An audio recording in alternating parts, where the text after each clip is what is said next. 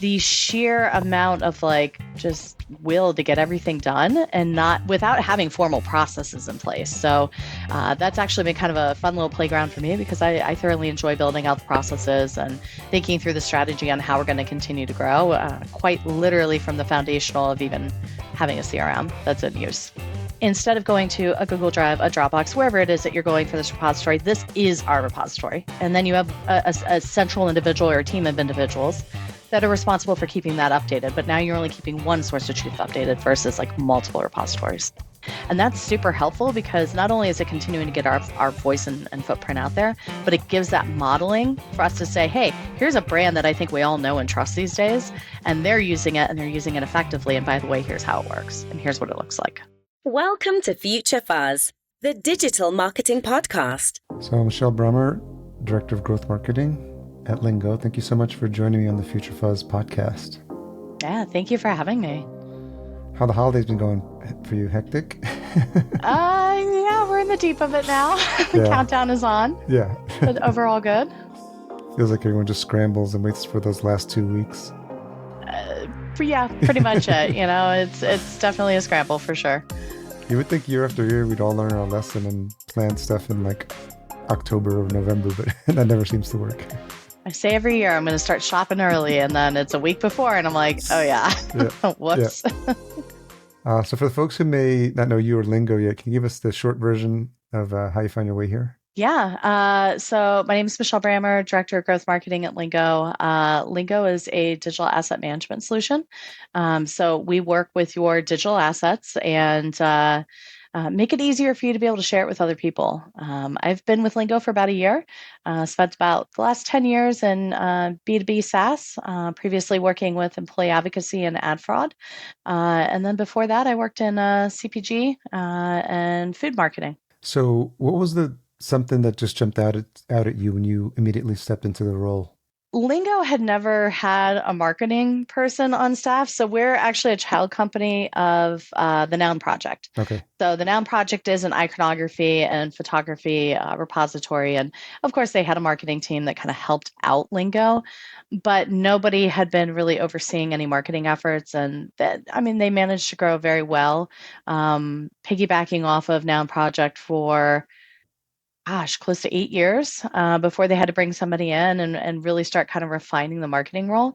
And what surprised me is just the sheer amount of like just will to get everything done and not without having formal processes in place. So that's actually been kind of a fun little playground for me because I thoroughly enjoy building out the processes and thinking through the strategy on how we're going to continue to grow, quite literally from the foundational of even having a CRM that's in use. With all those things coming into a role like that and feeling like there's a lot of things you have to put into place, how do you decide what to focus on first?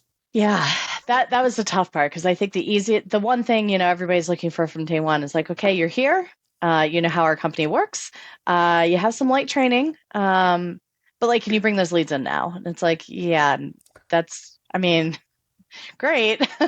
We'll take a look at what we could do, but there's still a lot of work to be done too. So for us, it was kind of, we're a very small team. The Lingo side of the business is only 6 people.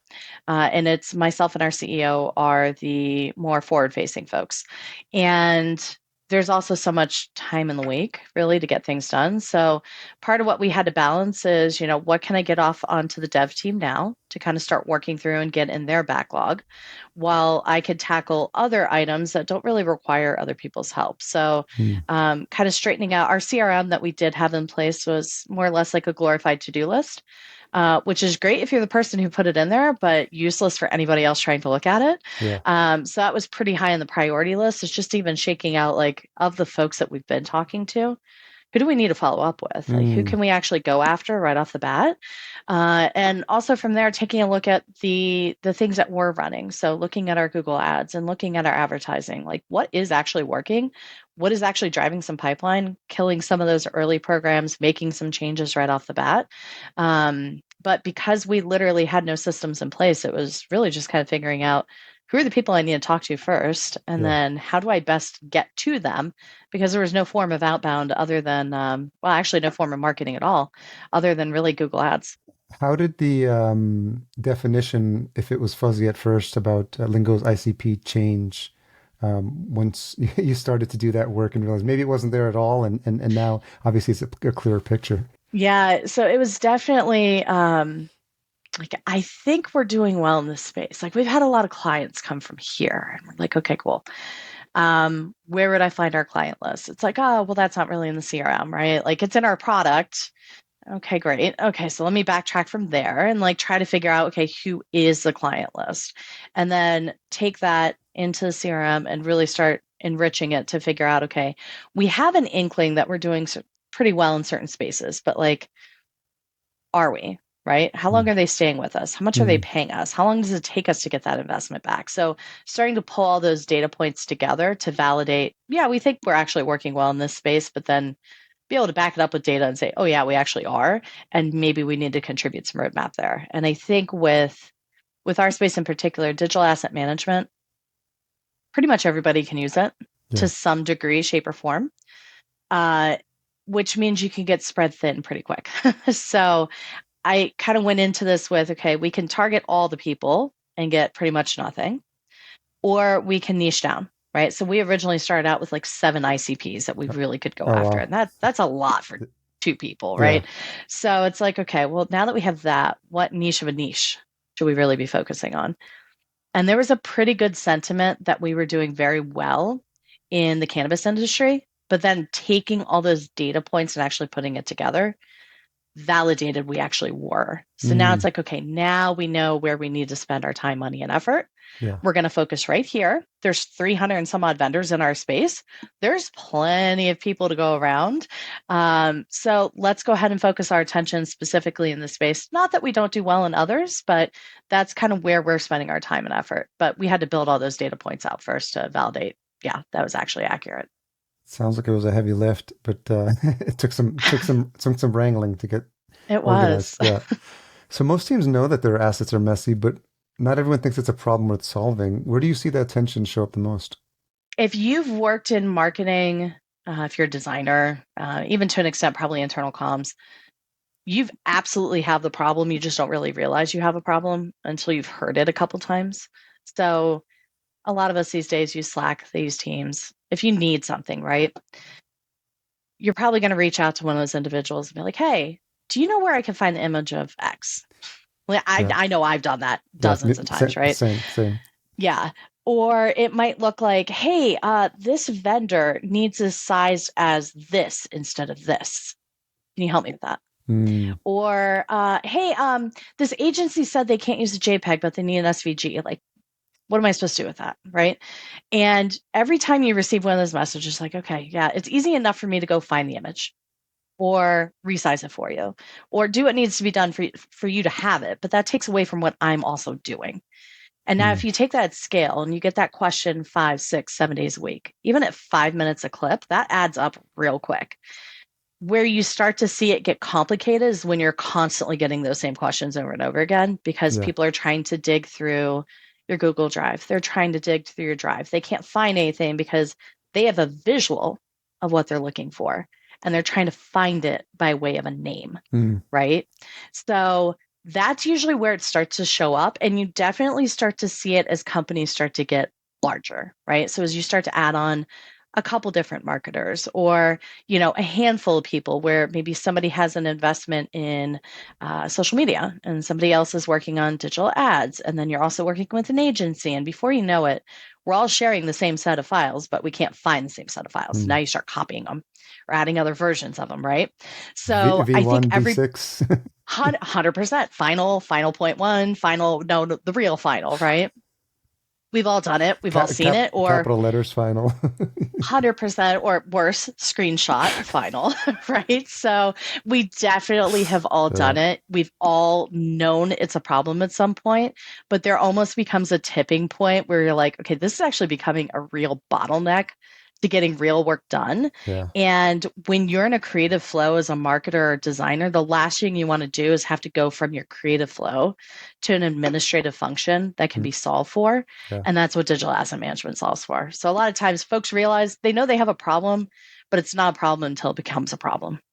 And it's probably helpful if you get buy-in from the management because they have to really dictate that this is how we're doing things now. We're implementing Lingo because, if people are still, it's still the wild, wild west where people are just doing what they can and just getting things out the door when they need to and getting what needs by hook, line, or sinker what they need, unless it's I imagine this is maybe even part of the onboarding or just educating the organization, saying this is how you educate your employees on how this system is going to be used. This is why it's important. There's probably helpful guidelines that you provide as you welcome people into this world.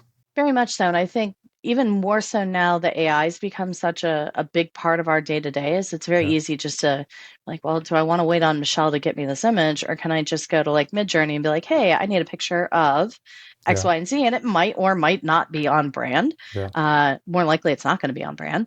But we've seen that a lot more with even like presentation development. Like it's not necessarily following a brand standard. If somebody needs something quick, they'll just create it themselves. Yeah. But if from day one, when somebody's coming on board, you're saying, okay, these are our brand guidelines. Instead of going to a Google Drive, a Dropbox, wherever it is that you're going for this repository, this is our repository. And then Yeah. you have a central individual or a team of individuals that are responsible for keeping that updated. But now you're only keeping one source of truth updated versus like multiple Mm. repositories. Is that the moment when it really like clicks for a buyer that aha? It depends on who the buyer is, but a lot of times they see that. And if you think about like the structure of most like folder solutions, you Yeah. have your digital asset, your image in one, and then you have how to use it in like a PDF in another. Yeah. So like if I'm trying to figure out like, okay, can I actually turn this logo white? Am I allowed to? I don't know. Yeah. The document that tells me what I need to do is in another file. And the nice thing about Lingo is we actually bring it together where all Mm. that information is you can download all your images, but you also have how to use it on that same canvas. So there's very little confusion around, well, am I or am I not allowed to do this? Or what is that right shade of blue from our logo? A Mm. lot of folks don't know unless they know of like a specific widget they can kind of, highlight that on. It seems like digital asset management is a crowded category. How did Lingo decide not to chase everyone and instead double down on specific industries? I mean, sheer bandwidth. I mean, Yeah. we have folks in the tech space, we have folks in the finance space, we have government entities. Like, there's a lot of folks that can use asset management, and really, to a degree, it just becomes, um, what are the features you need in your asset management? But we kind of got chosen by the cannabis space Mhm. because of the way our product is structured. It's not only cost effective for them, but in addition to that, allows them to be able to share highly regulated materials to different states, right? Mm. So in the cannabis space, something that's sold, I'm in Arizona, right? Yeah. You can't have fruit labels in any product in Arizona, Okay. right? So something that might be blueberry flavored, you might call it like blueberry blast, right? In Arizona, you can't do that, but you might be Y- able to do it in Pennsylvania or New York or somewhere else. So they can use So the name, but not the logo, the image of the blueberry. you can't make it look kid friendly, That's true. right? Yeah. So even using like blueberry, because that kind of gives you like the taste profile of it, Sure. Sure. you might need to call it BLU, blast Oh, here, and it might be got it. called something else elsewhere. Interesting. It's the same brand, but it Yeah. can't cross state lines, Yeah. right?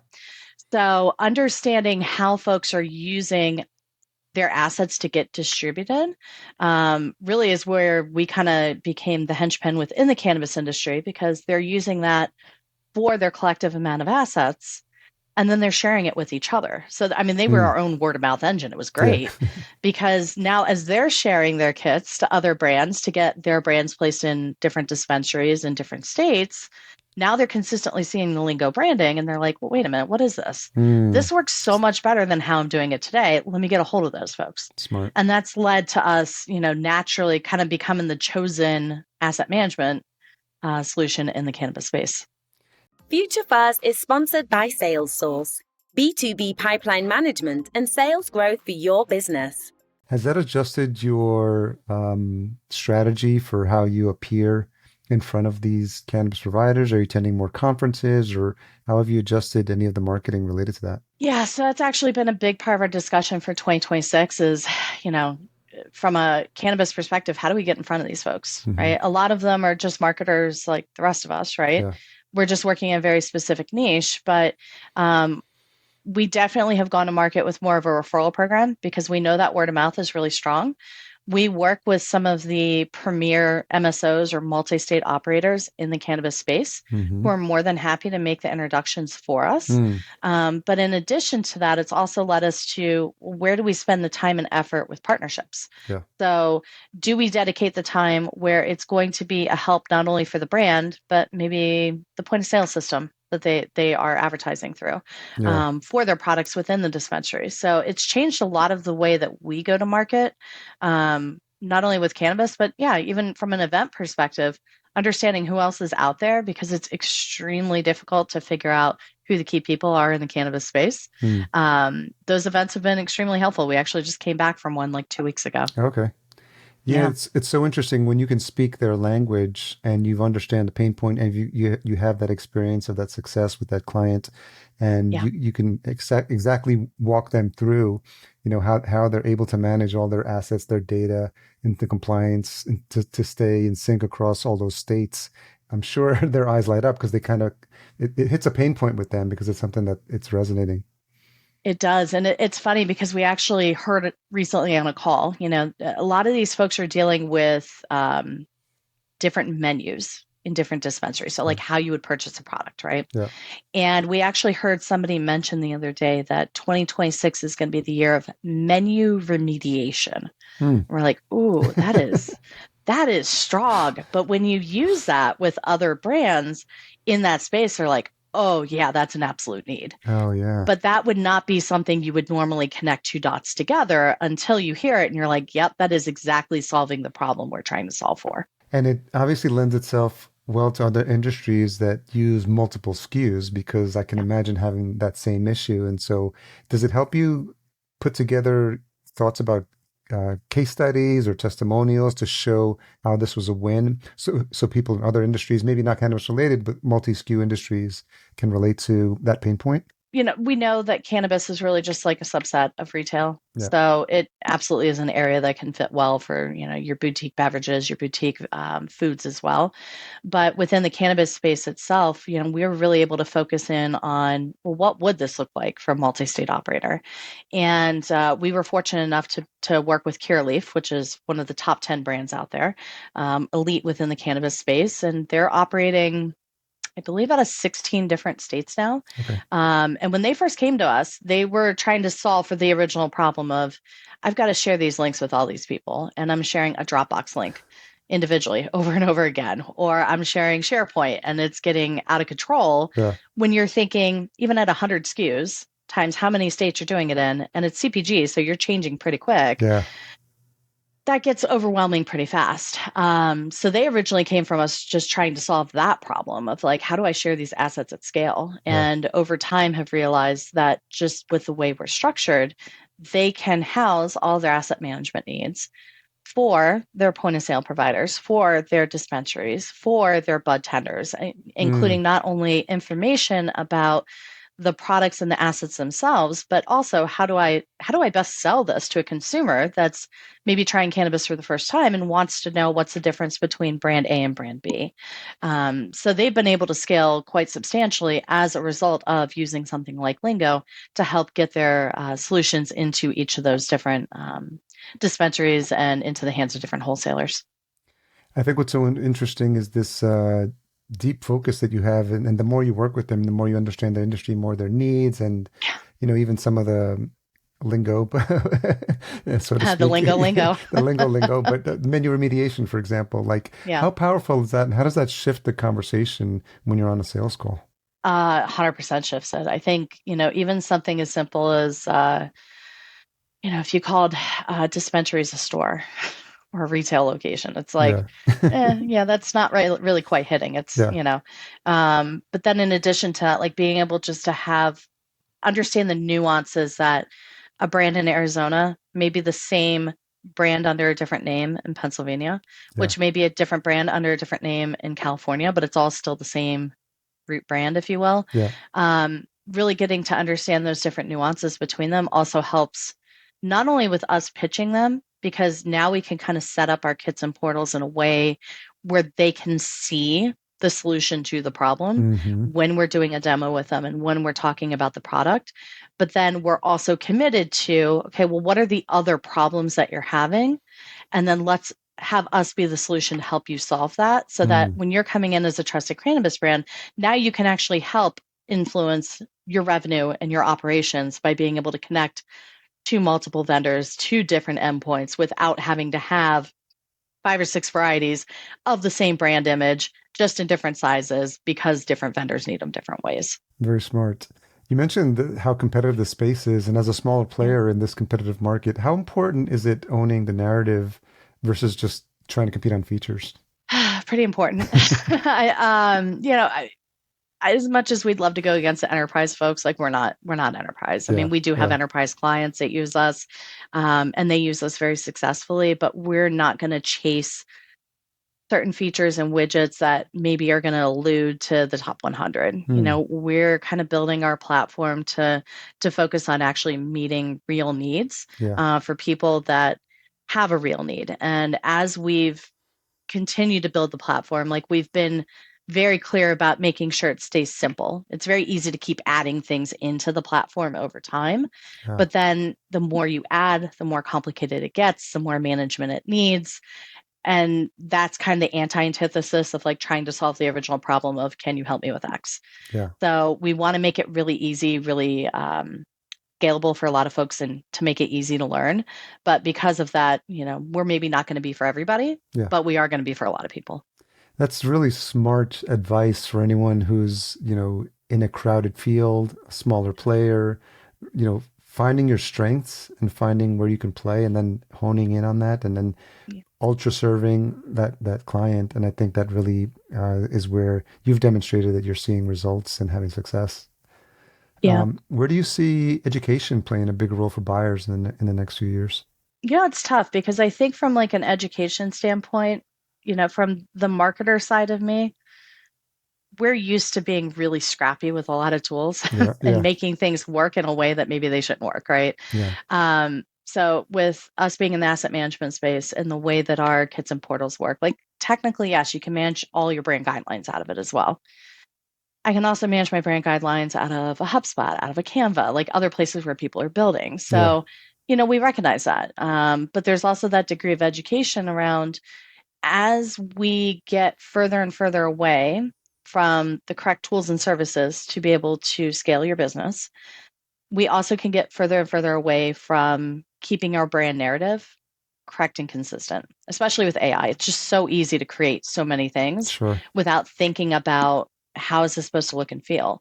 And that erodes your brand trust. Mm, So for us, that education around the brand trust is really important because, if I get an email from, so like a Netflix, right? And it's saying your account's overdue. And I'm like, oh, what do you mean my account's overdue? Click the button, right? yeah, How many times do people get caught up in phishing schemes yeah, because it's really good and it looks like it's really on brand? But if you think about it, you have the potential to erode your brand just as easily if you're not paying attention to using the right assets and using the right brand guidelines. And as an ambassador of your company, you're trusted to be able to continue to build that brand. And that's where asset management and digital brand guideline solutions really kind of come into play, because they're set for your company for a reason. And we need to try to not only display the correct assets and the correct logos, but also use the correct brand voice and ensure that it's consistent across all employees as you continue to scale. that's incredibly well put. Have you thought about putting any of those messaging, those stories, telling this bigger picture of what's happening in this space, brand trust, AI, phishing, spam, all these concerns that people may not associate with data and assets and branding. But when you start to piece them all together, you see how important a role this plays in building confidence with your customers. Yeah, I've definitely been thinking a lot about that narrative. Mm, Of course, first year in, there's a lot of yeah. like just operational stuff we gotta get done. But I actually am working with our CEO, who's he's not previously been much on LinkedIn, and we're Okay. kind of working through that right now. And one of the things I need him to have is, just kind of a voice in the industry as Mm, well. And exploring what that connection looks like, exploring what that narrative looks like. And I think it's equally as important not only to explore that narrative for him, but also other employees within the organization as well. Our parent company, they started a podcast. They're talking about design, and they have a podcast called Design Icons. So they talk to the Googles and the Instagrams and the Viscos of the world about all things related to design. And there's also an opportunity for us to really think about, how do we control the narrative around what asset management truly looks like. It's like not just a repository for all of your things, if you will, but how do I use that to tell a better brand story? And thankfully, we're fortunate enough that we have a lot of brands that use Lingo to display public kits and portals. So, for example, Reddit's one of our clients. And if you went to the Reddit brand identity page, you're going to learn how to use their mascot, Snoo, and that's all built on a Lingo page. Or you're going to learn how do I get the right colors for the Reddit brand, or how do I use their brand voice, especially when you're moderating a community. And that's super helpful because not only is it continuing to get our voice and footprint out there, but it gives that modeling for us to say, hey, here's a brand that I think we all know and trust these days, and they're using it and they're using it effectively. And by the way, here's how it works and here's what it looks like. That's such a powerful ally to have and a powerful testimonial to be referred to. Yeah, right. As we wrap up, if someone is listening and they want to take away one shift in how they think about brand assets after this conversation, what would you hope it is? Yeah, I think probably one of the biggest shifts I'd say is it's important to remember that your brand is important as you continue scaling, and that brand voice, that brand look, that brand narrative, it all stems from a very consistent set of messaging, a consistent set of narrative, and a consistent set of imagery that is created for your brand. And somebody on your team owns that. Let them own that. Let them own it with the tools that make sense to scale for your organization. There are a lot of tools out there that are really helpful for document storage, for content storage. This is not the same as much as we'd love it to be, but trust them to be able to grow your brand in the way it needs to be grown so that your employees are empowered to continue helping you grow the brand as well. Definite wise words. And I think what's important in that distinction is that understanding and realizing as the management that every single person who touches an asset has an opportunity to influence, how clients and how prospects and how the public sees the brand, and to not take that lightly. Yeah, 100%. Well, this has been great, Michelle. I really appreciate how clearly you think about the category and the human side of the problem as well. So I appreciate you taking the time and sharing your insights. I think it'll be really valuable for companies who are in a similar boat as yours and know that there's hope, even if you're stepping into a new role like you did, to kind of, get your, gather your information and make the changes that you've done. Sounds like you've done a lot of positive things over the past year. Yeah, thank you so much for having me here. I appreciate it. Where's the best place to folks to connect with Lingo and yourself? I live on LinkedIn, so Michelle Brammer on LinkedIn. Okay, we'll make sure all those links are in the show notes as well. Thank you. Great, thank you so much. Thanks for tuning in and making the choice to listen to this podcast. If you liked what you've heard today, please don't forget to subscribe.